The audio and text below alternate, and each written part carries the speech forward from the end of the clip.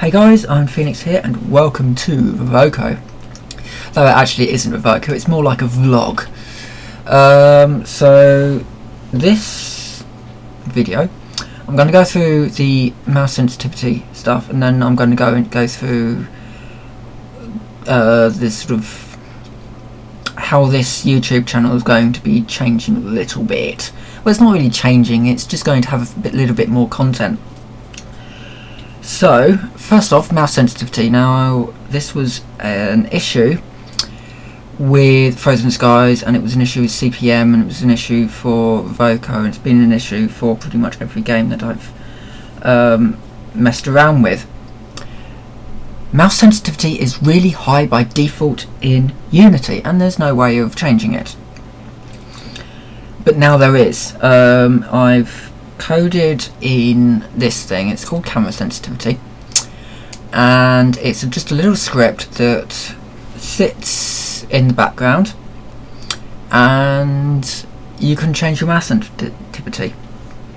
Currently it's not fully integrated.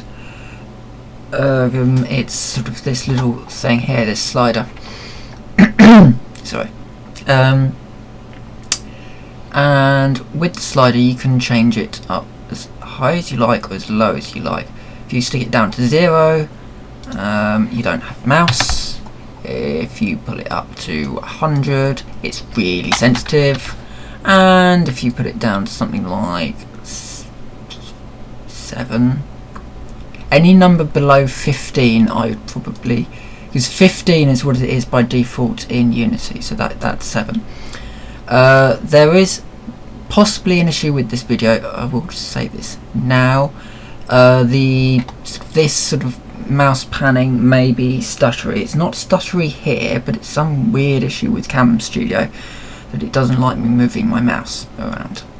So I'll keep these sorts of videos to a minimum. It's just that it's far easier to show the mouse sensitivity through Unity as opposed to through Fraps, as I would normally do these videos. So that's that really. That's pretty much all I've done. It's been quite hot here, and I haven't really felt like doing any coding. So what's in store to come? Right, first off, I want to do some more Unity tutorials. The Blender tutorial that I did for getting Blender models into Unity and getting textures on them seems to have helped a few people, so I want to do a little bit more on this, a little bit more of an expansion. And the idea is that I'm going to be using a map that I've actually made in Source for a competition. It's called Comp Ground Zero. You can load it off Garry's Mod, and I'll shove the link to it in the description as well. And it's a map I made in 2 days for a competition, and I thought it came out quite well, so I'd quite like to rebuild that in Unity as one of the maps. It'll be an arcade map, probably. There's not really enough of it to do a survival map, and it might end up as a sandbox map as well. But yeah. Again, that's a little bit of an up in the air idea. So Comp Ground Zero will be the map that I'm planning to use as my basis for the tutorials, and the tutorials will cover things like editing the ground, setting up basic player character, that sort of thing. So that will be, so that's the tutorial. So that's what I want to do there. The other thing that's going to be coming is some game showcases. It's been an idea for a while that I've been having. Unity is actually quite a popular engine, but you don't necessarily know that you're using it unless actually someone says, oh, by the way, this is Unity. So some games that are using Unity, other than Revoco and Frozen Skies and that, they're not really, I don't know, popular games. So things like Kerbal Space Program, and there's a game called Planet Explorers, which I will shove the link to in the description as well. Wasteland 2 is coming on Unity, and so is Project Eternity. Now, Project Eternity is by Obsidian, who brought us Alpha Protocol. I think they did the Knights of the Old Republic games. I wouldn't know, I'm not a Star Wars fan. I fell asleep. I find them very boring for some reason. And they also did the Fallout New Vegas. If you didn't know, their other name is Black Isle. They were the original team behind Fallout 1 and Fallout 2, and other games that Black Isle did in that period when they were still with Interplay, before their revival recently, which all ended up in a lawsuit. Actually, it's quite an interesting read, the Bethesda versus Interplay lawsuit, but I'll get on to Interplay in a second anyway. So Project Eternity is like I wouldn't say isometric, but it's a dungeon crawler basically. It's a sort of dungeon RPG type of a thing, and it looks gorgeous. So check out their videos on that. I'll probably stick a link to it in the description for that as well. I'll just pan the camera out so you can see more of this awesome skybox on the that was got off the asset store. So the other one, Wasteland 2, I've got a little bit more to say about this one because it's a little bit more of an interesting game. There is some gameplay videos out there for Wasteland 2. So it's being made by In Exile, and the main person behind it is a certain Brian Fargo. Now, Brian Fargo was the original founder and CEO of Interplay, who made Fallout 1, Fallout 2, In-State was one of his, Earthworm Jim, all these really awesome titles from back in the day when Interplay were actually a very good publisher. And they had a lot of very good titles, and they still do have quite a lot of very good titles. Not that the new CEO is actually using any of them. I believe they recently bought the license to make a Homeland game. Chances are you won't see another Homeland game. Homeland? No, don't mean Homeland. Homeworld. Sorry. Chances are, based on his previous release, you know, they were sitting on the Fallout title for years before Bethesda bought it up.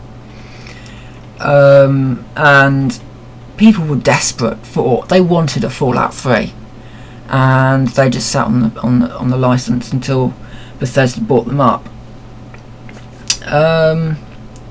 Bought it up, I should say. Well, technically they got Interplay out of a lot of debt. So yeah, Brian Fargo is behind Wasteland 2. Wasteland 2 is the sequel to Wasteland 1, which was originally published by EA, and Fallout was going to be Wasteland 2, I believe, but they couldn't get the license off EA to make it, so they made Fallout.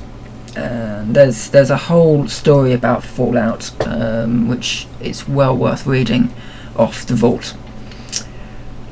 So Wasteland 2 is a post-apocalyptic tactical shooter, so kind of like Fallout Tactics, except that it should be rather good, unlike Fallout Tactics, and it's got quite a unique gameplay style which I admire.